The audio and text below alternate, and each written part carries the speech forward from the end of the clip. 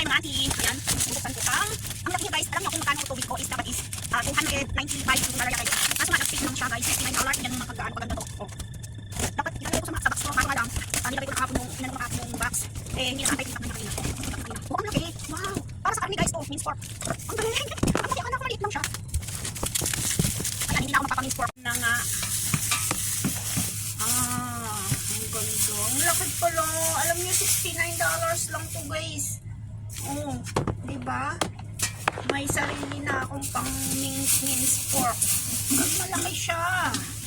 Kahit 1 kilo na ang ilalagay mo dito. Oh, ayan siya. Diba? Oh. Kahit 1 kilo na dito, okay na. Diyos mio. Napakaganda oh. Wow, ang tuli. Ang grabe. Oh, jackpot ako ngayon. Yung in-order ko, ayos siya. Oh. Hindi na ako magpapaminsa para mahugasan na agad-agad yung karne, di ba? Kasi sa palengke minsan, hindi nila masyadong hinuhugasan. Tapos pagka na kailangan mo pang hugasan. Ayan, so ganyan siya. Ayan. So sinaksak ko na.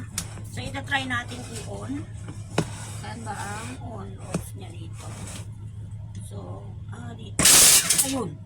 Nagana nga, guys. Ayan. So, wala pang karne yan. Tingnan nyo. Ang lakas. Ayan. Bibit-bitin ko to sa Pilipinas. Ayan, no? Diba? Ang lakas niya. Grabe. Kurg. Ayan, ganyan siya. Oh, ang laki. Ang laki niya. Bili na kayo sa Taobao, mag-order lang kayo.